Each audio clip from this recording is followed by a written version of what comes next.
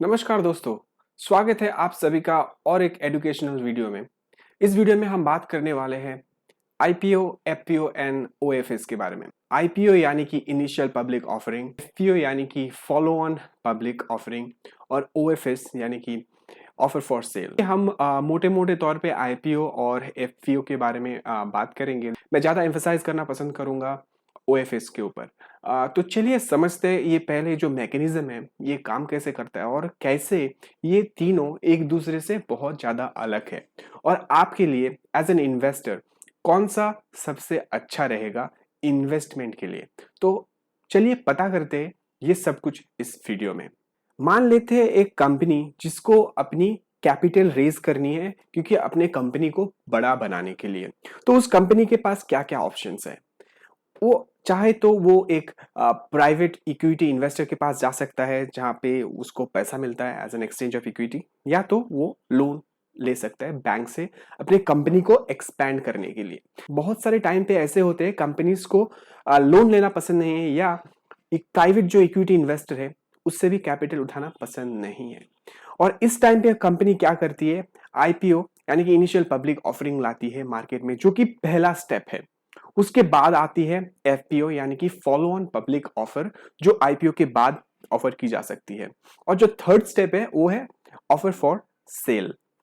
और ये सब एक्चुअली में है क्या, तो यही हम अनलॉक करेंगे इस वीडियो में।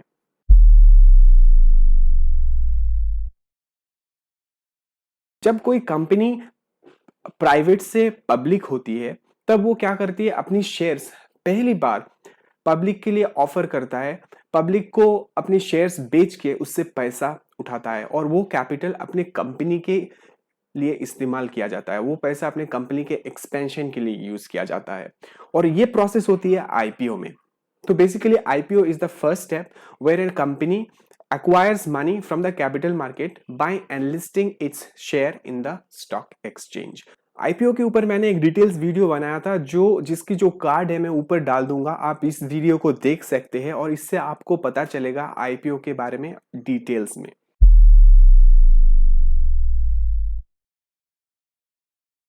अब बात कर लेते हैं फॉलो ऑन पब्लिक ऑफर यानी कि एफपीओ के बारे में। आपको मैंने जैसे पहले बताया था, एफपीओ आता है आईपीओ के बाद। बहुत सारे कंपनीज है जिसको रन करने के लिए या एक्सपेंशन के लिए जो आईपीओ से पैसा आता है वो काफी नहीं होता। ये सारे कंपनी के साथ हो सकता है, चाहे वो कंपनी बड़ी हो या छोटी हो। तो अगर आप वो कंपनी को देखें जो ऑलरेडी पब्लिकली लिस्टेड है स्टॉक एक्सचेंज में, वो फॉलो ऑन पब्लिक ऑफर ला सकता है और फॉलो ऑन पब्लिक ऑफर लाके पब्लिक से पैसा दोबारा उठा सकता है। ध्यान रखने वाली बात यह है, आईपीओ और एफपीओ इन दोनों के द्वारा जो भी कैपिटल कोई कंपनी एक्वायर करता है स्टॉक एक्सचेंज से, जो भी पैसा उनके पास आता है ये सभी कंपनी के पॉकेट में जाता है। और दोस्तों याद रखिए, एफपीओ उसी कंपनी की आती है जो ऑलरेडी स्टॉक मार्केट में एनलिस्टेड हो। बहुत बार ऐसा देखा गया है कि कंपनी की आईपीओ तो मार्केट में आई है लेकिन उसके बाद भी कंपनी को कैपिटल का जरूरत पड़ रहा है और कंपनी का जो प्रोमोटर है वो अपने पॉकेट से पैसा लगाना पसंद नहीं करता। तो हो सकता है कि वो कंपनी को और ज्यादा कैपेक्स चाहिए, तो वो कंपनी आगे जाके अपनी जो इक्विटी बेस है उसे डाइल्यूट करके और पैसा उठा के अपने जो जरूरत है, पैसे का जरूरत, वो पूरा कर सकता है। और ये बहुत ही ज्यादा एक कन्वीनियंट वे है कंपनी को कैपिटल रेज करने का, जहां पे उस कंपनी को उतना झंझट में नहीं पड़ना पड़ता, क्योंकि आईपीओ में बहुत सारी चीजें हैं जो कंपनी को ख्याल रखना पड़ता है। उसके बाद सेवी का नोट मिलता है, उसके बाद ही जाके कोई कंपनी आईपीओ ला सकती है। लेकिन एफपीओ बहुत ज्यादा सिंप्लीफाइड है, एनलिस्टेड कंपनीज कभी भी अपने एफपीओ लाके कैपिटल मार्केट से पैसा उठा सकता है। अभी जो मेजर डिफरेंस है आईपीओ और एफपीओ में, उसके बारे में थोड़ा हम बात कर लेंगे। आईपीओ यानी कि इनिशियल पब्लिक ऑफरिंग, जो कि फर्स्ट ऑफरिंग होती है कोई भी कंपनी का, कोई भी स्टॉक का। लेकिन एफपीओ होती है सब्सिक्वेंट, लाइक जो आईपीओ आया है उसके बाद एफपीओ मार्केट में आती है। तो आईपीओ हो गया फर्स्ट स्टेप, एफपीओ हो गया सेकेंड स्टेप। रिस्क के बारे में बात कर ले तो आईपीओ ज़्यादा रिस्कियर है। अगर आप एक इन्वेस्टर हो, जब आप आईपीओ में इन्वेस्ट करते हो तो आपको उस कंपनी के बारे में बहुत ज़्यादा कुछ पता नहीं रहता, उसके बैकग्राउंड के बारे में, उसका प्रमोटर की हिस्ट्री के बारे में बहुत ज़्यादा पता नहीं रहता। लेकिन वही उसी जगह पे अगर आप एफपीओ को देखते हो कि एफपीओ में क्या है, आपको कोई कंपनी का एक ट्रैक रिकॉर्ड ऑलरेडी पता होता है। उस कंपनी का जो पास्ट फाइनेंशियल है आप उसे देख सकते हो और अच्छी तरह से। तो रिस्क के मैटर में एफपीओ तो आईपीओ से अच्छा है। और दोस्तों ध्यान रखने वाली बात यह है कि आईपीओ और एफपीओ से जो भी पैसा आता है वो सीधा कंपनी के पॉकेट में जाता है। वो कोई शेयर होल्डर्स, कोई प्रोमोटर्स या कोई जो प्रोमोटर्स की एंटिटीज है उनके पास नहीं जाते। ये सीधा कंपनी के पास जाता है और कंपनी अपने यूज के लिए इस्तेमाल करते हैं।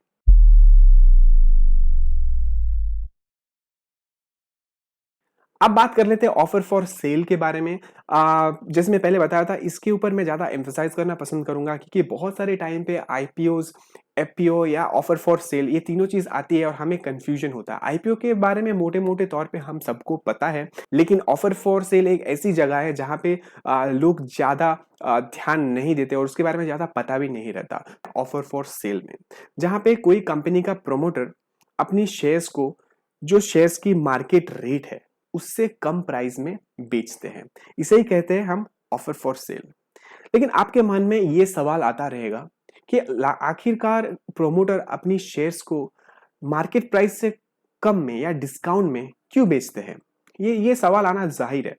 तो चलिए समझते हैं इसका रीजन। स्पेशली अगर आप बैंकिंग सेक्टर में देखते हो तो आरबीआई की एक पॉलिसीज है जहां पे एक कोई भी बैंक का प्रोमोटर है, उस प्रोमोटर एक सर्टेन परसेंटेज ही उस बैंक पे होल्ड कर सकता है।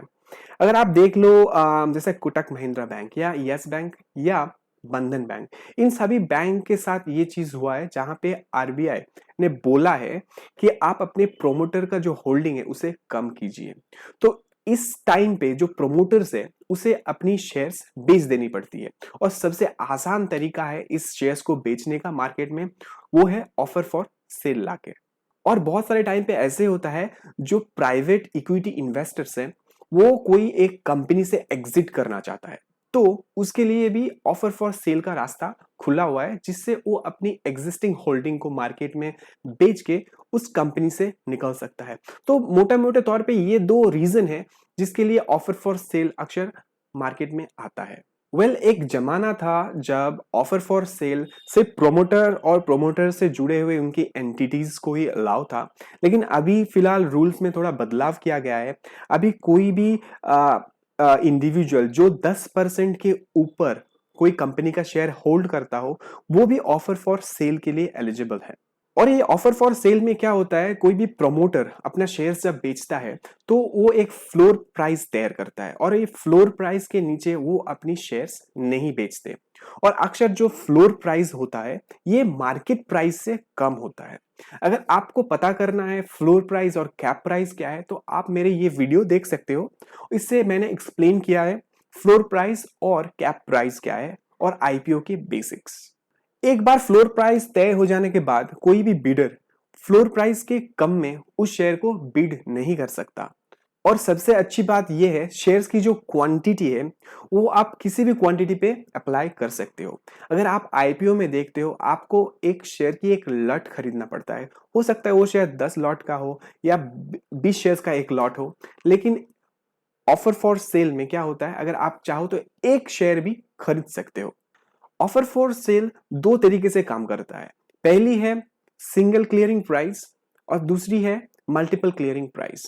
सिंगल क्लियरिंग प्राइस पे जो इन्वेस्टर है उनकी सारी बिडिंग्स जो रेट होती है और उनको जिस दाम पे शेयर्स मिलती है वो लगभग एक आइडेंटिकल होती है। लेकिन लेकिन मल्टीपल क्लियरिंग प्राइस में प्रेफरेंस को ज्यादा महत्व दिया जाता है। एक एग्जांपल के तौर पे आपको समझाता हूं। मानिए राम और श्याम दो इन्वेस्टर है, जहां पे राम इन्वेस्ट करता है कोई एक कंपनी के ओएफएस पे यानी कि ऑफर फॉर सेल में, और उसकी बिडिंग प्राइस होती है 50 रुपीज पर शेयर। दूसरी तरह जो श्याम है वो उसी कंपनी की ओएफएस में बिडिंग करता है 60 रुपीज पर शेयर में। जैसे कि मैंने आपको पहले बताया था कि ये प्रेफरेंस के ऊपर डिपेंड करता है, तो श्याम को ज्यादा प्रेफरेंस मिलेगा क्योंकि श्याम का बिडिंग प्राइस हाई है। तो इस दो मैकेनिज्म से ऑफर फॉर सेल की शेयर्स की बिकवाली होती है। ऑफर फॉर सेल वही कंपनी ला सकती है जो टॉप 200 स्टॉक्स में आती है कोई भी एक्सचेंज में। अगर आप बॉम्बे स्टॉक एक्सचेंज देखते हो जहां पे 4000 कंपनियां हैं, जहां पे सब कंपनी ऑफर फॉर सेल के लिए एलिजिबल नहीं है। नंबर 1 कंपनी जो है बॉम्बे स्टॉक एक्सचेंज में और नंबर 200 कंपनीज जो है, सिर्फ यही कंपनीज ऑफर फॉर सेल के लिए एलिजिबल है। नॉन प्रोमोटर एंटिटीज या नॉन प्रोमोटर शेयर होल्डर्स जो है, जिसके पास 10% के अधिक शेयर होल्डिंग है, वो लोग भी एलिजिबल होता है ऑफर फॉर सेल के लिए। सेबी की एक गाइडलाइंस है, जब भी कोई प्रोमोटर या promoter entities offer for sale को लाता है, उसे 25% of the shares mutual fund या जो इंश्योरेंस कंपनी है उसके लिए रिजर्व रखना पड़ता है, और 10% जो शेयर्स है वो जनरल पब्लिक यानी कि रिटेल इन्वेस्टर के लिए रिजर्व करके रखना पड़ता है। ऑफर फॉर सेल लाने से 2 दिन पहले प्रोमोटर्स को या नॉन प्रोमोटर्स एंटिटीज को स्टॉक एक्सचेंज को इन्फॉर्म करना रहता है, उसके बाद जाके ही वो ऑफर फॉर सेल के लिए अनाउंस कर सकता है। बहुत सारे कंपनीज ऐसे भी रहे हैं पास्ट में जो अपनी आईपीओ और ऑफर फॉर सेल एक साथ लाया था। ऐसे ही कुछ हुआ था जब नारायणी हृदयालय ये कंपनी की आईपीओ आया था। बेसिकली वो IPO plus offer for sale था। इस कंपनी में जो पी इन्वेस्टर यानी कि प्राइवेट इक्विटी इन्वेस्टर्स थे, वो उस टाइम पे ऑफर फॉर सेल के द्वारा अपने पोजीशन से निकल गए थे, अपने सारे शेयर्स बेच चुके थे। तो कुछ इस तरह ऑफर फॉर सेल काम करता है। और जो ध्यान रखने वाली बात है, अगर आप ऑफर फॉर सेल के लिए अप्लाई करना चाहते हो तो आपके पास डीमैट ट्रेडिंग अकाउंट तो होना ज़रूरी है, और आप 2 लाख तक की इन्वेस्ट कर सकते हो ऑफर फॉर सेल के द्वारा। अगर मैं आपको बताऊं, आईपीओ, एफपीओ और ओएफएस जो भी है, इनमें से कौन सी चूज करना मैं ज़्यादा पसंद करूंगा।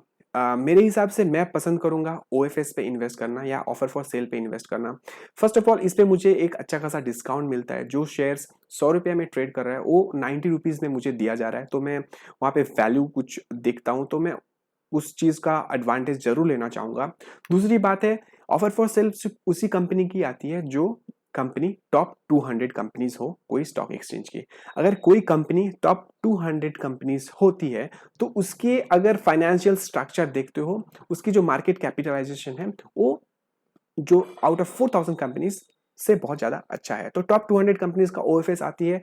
थोड़ा सा बैकग्राउंड रिसर्च करोगे, आपको बहुत सारे टाइम पे अच्छा खासा ओएफएस देखने को मिलेगा, ऑफर फॉर सेल देखने को मिलेगा। और अगर आपको दिखता है कुछ वैल्यू, तो आपको इस टाइम पे ओएफएस पे जरूर इन्वेस्ट करना चाहिए। तो आपको क्या लगता है, इनमें से कौन सी सबसे अच्छी है आपके लिए? मुझे कमेंट करके जरूर बताएगा। अगर आपको ये वीडियो पसंद आया तो इस वीडियो को लाइक कीजिए, साथ ही में आपके दोस्तों के साथ शेयर कीजिए जो शेयर मार्केट में दिलचस्पी रखता हो। चैनल को सब्सक्राइब कर सकते हैं ऐसे एजुकेशनल वीडियो आगे पाने के लिए। आपसे मिलेंगे अगले वीडियो में, तब तक के लिए बहुत बहुत धन्यवाद।